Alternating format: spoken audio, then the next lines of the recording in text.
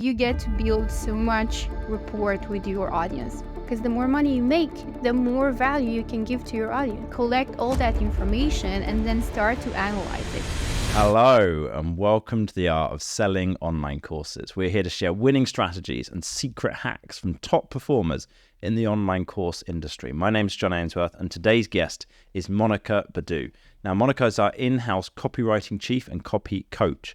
She specializes in sales copywriting for online course creators who want to produce copy that speaks to their ideal customer avatar and generates conversions. Now, that might sound nice. Like, okay, cool, that's all fine. But you have to get an idea of just how good she is at this. She has generated over $3 million in revenue for our clients in 2023. $3 million. Like, fuck. Now, today we're going to be talking about using email marketing, specifically sales emails, when you've built a personal brand. And as you're listening to this, you probably have built a personal brand in terms of your own marketing. And so this is going to be a really great episode for you about like how to use that email marketing in that situation. We're going to talk about why it's so difficult to sell through email for personal brands, why it's important to do it, and how to do it. But before we start learning from Monica, I want to take you on a quick and hopefully helpful trip back in time. Do you remember what the highest rated TV show was on MTV in 2005? It was The Real World.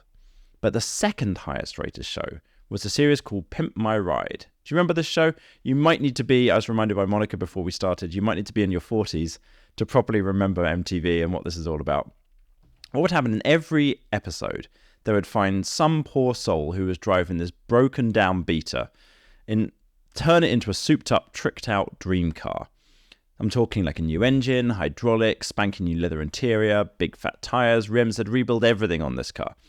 Now, the reason I reference that show is because right now you have the chance to get me and my team to pimp your funnel. So we're going to select this month up to 10 course creators, and we're going to help them go from a broken down funnel into a super pimped out, pimped up one. So if you're interested in getting your pimped up funnel, then go to pimpyourfunnel.com, pimpyourfunnel.com, and fill in all the questions there, and we are going to select 10 people who are going to get a video breakdown of exactly what they need to do in order to improve their sales page, their checkout page, and their homepage, and make a lot more sales. So go to pimpyourfunnel.com and fill it in. It's 100% free for 10 people this month. So if your funnel is more like is your funnel like a brand new Mercedes E-Class, or is it like a 2014 Toyota Corolla with dented fenders and a missing hubcaps? Go to pimpyourfunnel.com to win your free consultation. Monica, welcome to the show. Great to be here again. Nice. So talk us through, why is selling through email marketing difficult for some personal brands? Well, they have a lot of fear about it. First of all, if you've built your personal brand, you built it based on how much value you deliver and how much free stuff you deliver, like free content. So when you do email marketing from the perspective of selling through email marketing, a lot of people think that they appear too salesy or maybe too aggressive. They worry about their reputation. They worry about the common things like subscribers leaving and subscribers complaining. There's a lot of fear about receiving negative feedback. And the other one is about a misconception about what it is to deliver quality email content. Because it's like, if I sell through email, then that email is not going to be high quality, right? Which is completely different to what can actually happen when you start doing email marketing properly. Okay. Anything else that people are kind of worried about? Losing control. Losing control of what? Well, losing kind of control of the brand and maybe even the interaction. So if you're working with an agency, or if you outsource your email marketing to an agency or a copywriter, there's a lot of worry about, losing control over where the brand is going, where their business is going. Okay. And it's normal because most personal brands, they have either a very small team or it's like just one person trying to do it all. So that's a major trigger for a lot of people in this personal branding area, which is... Okay, so the reason that it's difficult to do email marketing through personal brands is not because it is technically difficult. It's because of a lot of fears. Is that fair? Yeah, that's Okay. very fair. Okay. So we can kind of go through about why some of those fears maybe aren't true, but then also what to do in order to take some of those away. Because you mentioned in there losing control and about worrying about the emails not having any value in them. So obviously there's actual technical solutions to that. You can just make sure the emails have got value in them. So I'm sure we can kind of go through that. Okay, so people are worried about it appearing too salesy, people unsubscribing, damaging their reputation, not having good quality to it. And then if they're working with an agency on doing it, they may be losing control. So what actually happens when people start emailing their subscribers and offering a course? The results are awesome. So when you do it properly, and I'll explain in a little bit later what properly means, you're gonna get so good results. You're gonna get your audience reaching out to you and saying, this is amazing. I love having the opportunity to talk to you, because that's what people want. They want to be able to communicate with you. And doing the email marketing strategy, whether it's for selling something, enrolling them in a coaching service or whatever, it gives them that specific channel of communication. And since it's email marketing, it's a direct channel. They have your email address and they can send you their questions. They can share stuff, which is both amazing and scary to personal brands, because again, fear of negative feedback. But it's that first thing, you get to build so much rapport with your audience and so much engagement, and you can actually help. You can deliver so much more value once you start communicating with them. And then there's the trust factor. So the more you connect with your audience and deliver value, the more trust you'll be building, which is also going to help you with authority and reputation and overall creating a more stronger personal brand. And finally, you get revenue, which I think is very, very important. Because lots of personal brands is, they kind of rely on the visibility they have in their niche. And if they are worried about, I'm going to appear salesy if I sell something, they're going to build more authority, but they're not going to put anything out there, which means that they could have millions of subscribers or millions of people on their email list, but they're not necessarily earning enough compared to the amount of leads they actually have, which is triggering for a lot of people. Because when you talk about you have millions of subscribers, which could link to more revenue, it can feel to them like they're taking advantage of their audience, which is not necessarily true, because you can use marketing and you can use email marketing to deliver value, to help the audience that is following you to achieve their goals, because they're looking up to you for advice, right? For coaching even, maybe.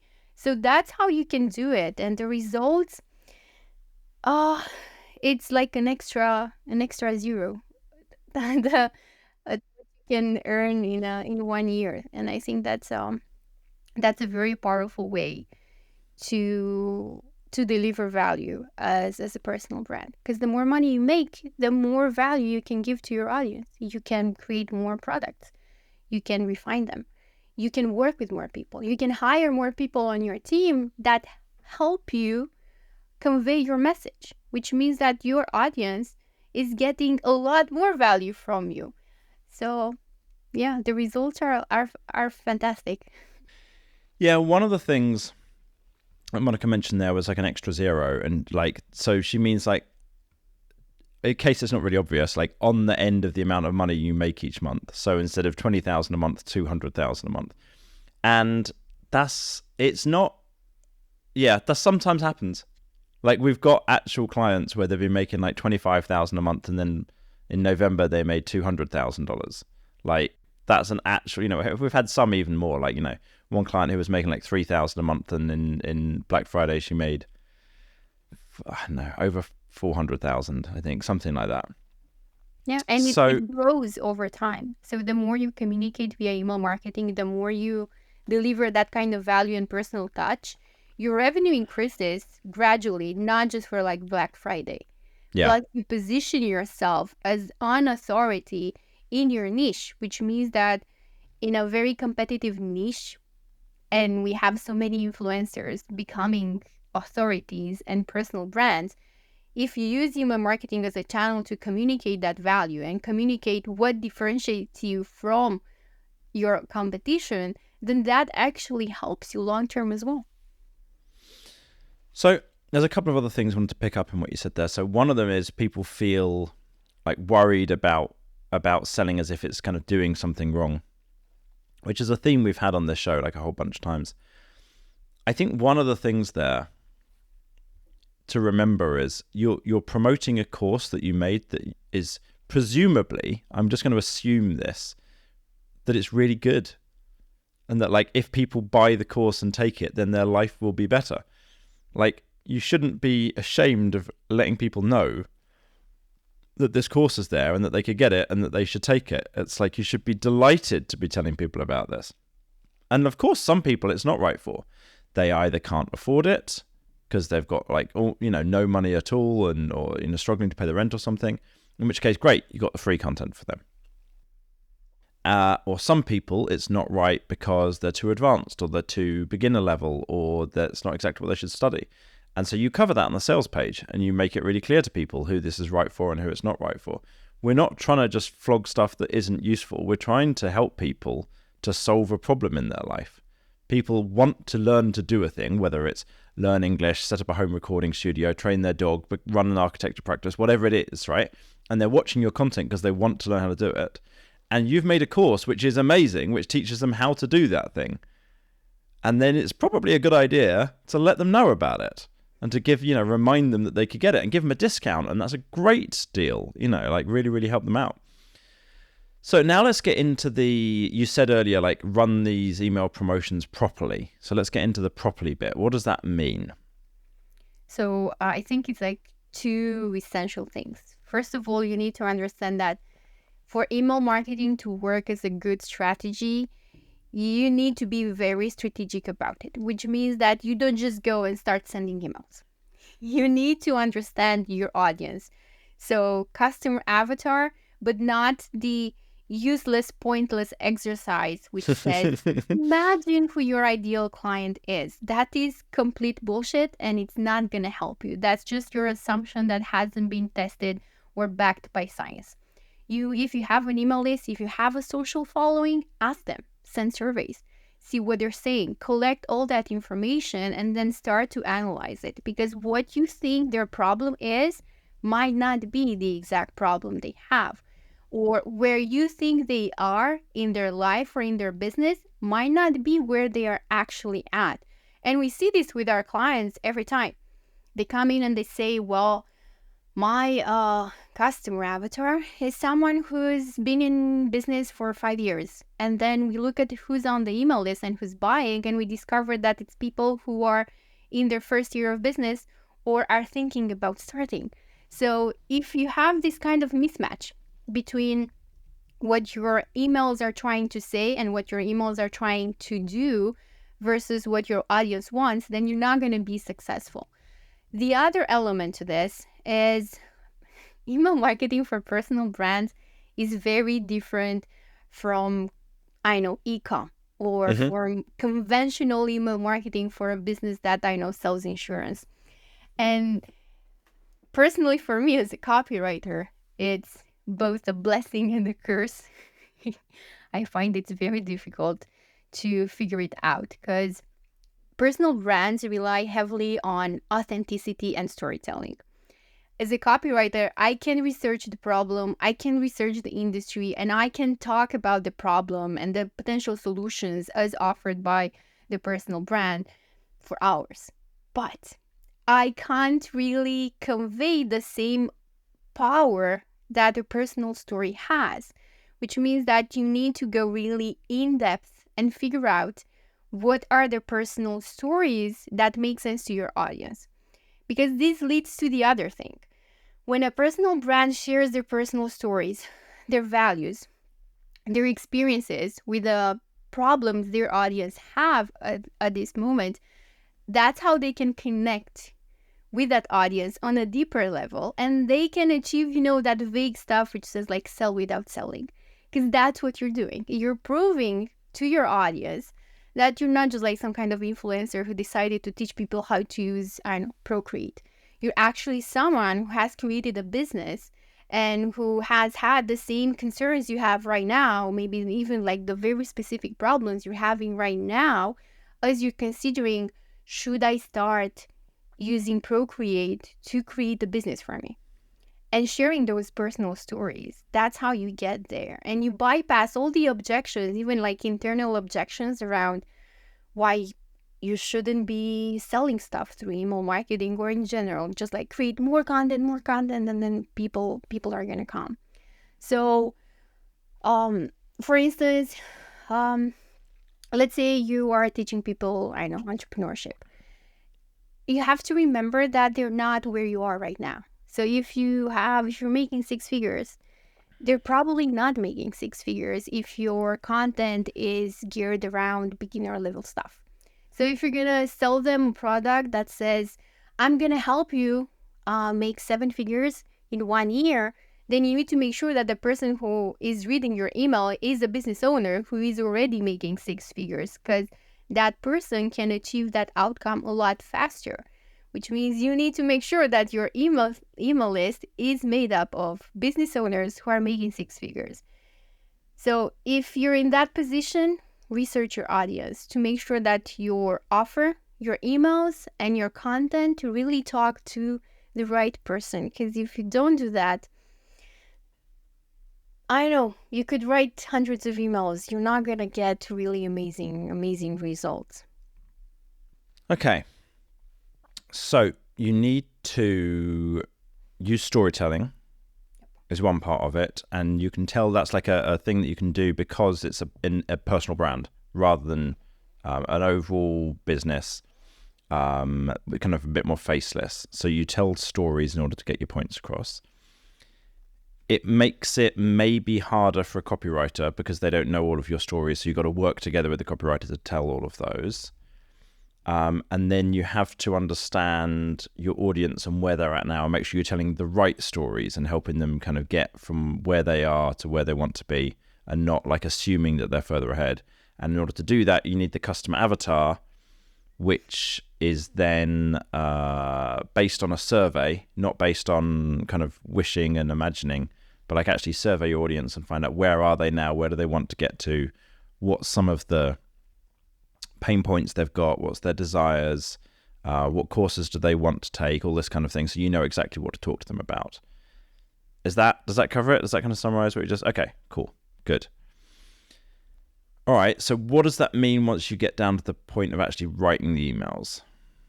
So we've been following the same strategy we're using for, normal brands. Let's call them that. So the difference between like a normal, the personal brand and let's say a traditional brand, it's like John Ainsworth and he's the personal brand versus data-driven marketing, and it is like a traditional brand, let's call it that. Data-driven marketing talks about KPIs and revenue and funnel optimization. John Ainsworth talks about pimping your funnel. But that's kind of the difference. It's like John is gonna talk more about his values and his life experiences and how that has helped him, I know, even working with clients, how that has helped improve the overall perspective or mindset he has about increasing revenue for other clients. Versus data-driven marketing, we're talking about like us together, we're doing this. So that's the difference. I don't think lots of people are gonna pay attention to like the values of data-driven marketing in terms of that specific element. Another good example is like Simon Sinek and his company, the Optimism company. I think that's what it's called. Very two different things. But yeah, let's go back to like emails. So the strategy we use is the same. We start with a warm-up period, which is usually 3 emails. They're very nicely connected. They focus on a very specific theme. And then we start into the sales part of the promotion, which is 8 emails. And I'm going to trigger people now. 8 emails. Is that why you're laughing? Because people are going to get upset. 8 emails over 7 days. Yeah, we're sending 1 email per day. And it's a gain logic fear. It's frequently asked questions feature. The themes of the emails matter less, and we have several episodes where we talk about that. You can just search the history. The idea is that with personal brands, you can still adapt the same strategy, but you tweak it to include personal stories. And it's stuff like behind the scenes stuff of running your business, or for when you started your business 10 years ago, 5 years ago, what was happening then? Because who you were back then is potentially where your audience is right now. And people, they want to learn from personal brands. They're super curious about what they do, how they do it. It's like, what's their mindset? What are they reading? What's interesting about their life? And who are the mentors? Who are the people that they look up to? What are the podcasts that they listen? What are some of the, thoughts that they woke up to today? What's something that you can share as a personal brand that is inspiring to your audience? Because that's what moves people into paying attention and buying your stuff. And then it's all about, introducing your product. And the idea with this is that, a lot of people, they do very hard sells, which don't feel good for anybody, especially when it comes to personal brands. And I totally get why a lot of brands are just, I think email marketing is good, but I don't know how to do it in a way that feels good to me. Because you have this sales element, which does not always equal authenticity. And there's a great podcast episode we have here with Jason, and I don't remember his last name, but he talks about this exactly, like selling with love. And Jason Mark Campbell, it's episode 111. Exactly. Listen to that episode as well, because that explains exactly what I'm talking about, selling with authenticity. Because you don't have to push people, you don't have to be aggressive, you don't have to shame people into buying your stuff. You can, however, show them how it is useful. You can prove to them that what you're selling is not just something you're doing for money. You're selling it because you know it's useful. You're selling it because you've used it, or you are still using it right now. You are selling it because it delivers results, which means you need to have some case studies, some testimonials, and those are very important, because if you don't have all of that, then all you're basing your sales pitch is on your reputation, which long term, if your offer isn't good, yes, it's going to impact your reputation. So you have to take all those things into mind. What really, really helps whenever it comes to email marketing, especially when you're like a personal brand, because I know people have this major concern. What am I going to write about? And they feel like, they hear like 8 emails. That sounds so much overwhelming. And sometimes I see email promos from our coaching clients who are kind of all over the place. So what really helps is have a theme. Like create a theme for your, January promotion, February promotion, March promotion, whatever. Find out what's one of the biggest problems your audience is struggling with in January, or what's a goal. Maybe it's like new year, new me. What are some of the issues they have that you could help them with, or something that you have solved for yourself a long time ago, and you're inviting them. Okay, let's do it together.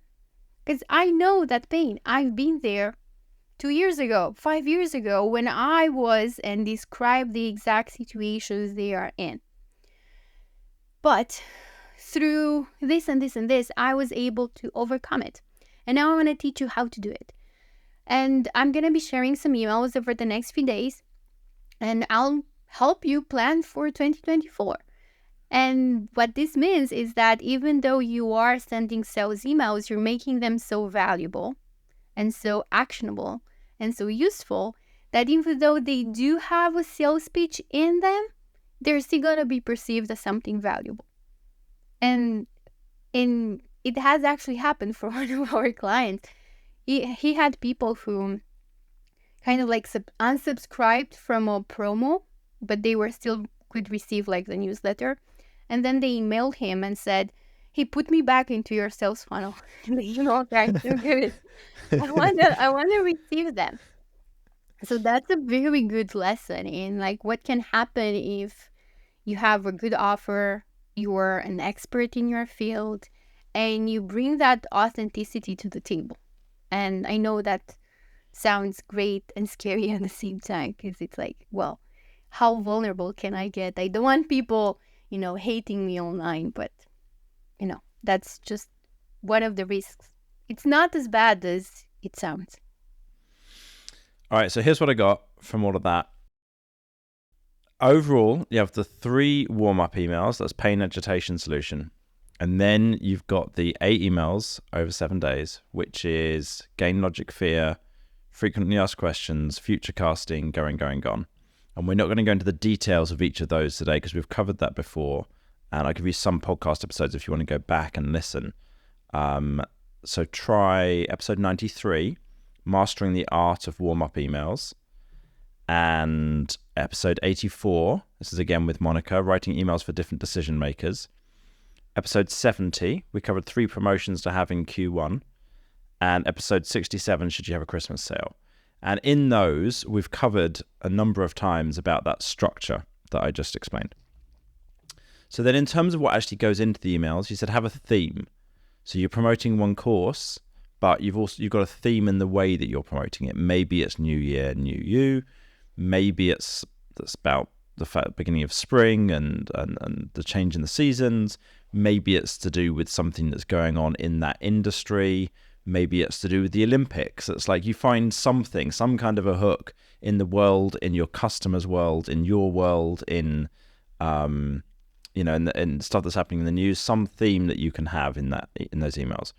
And then you are vulnerable and you share stories about like what's something that you went through that was difficult that people can relate to. And that's something that you get to do because you've got a personal brand, whereas a more faceless brand doesn't have the chance to kind of do that. And that gives you a number of things that you can include in each of those emails. So now you've got the chance to actually have the overall structure, the theme to help you kind of plan out what kind of things you're going to cover, and then personal stories to bring that whole thing to life. How am I doing? Trying to summarize. Perfect summary. Beautiful. All right, cool. Anything else that people need to know about email marketing for personal brands that we haven't covered?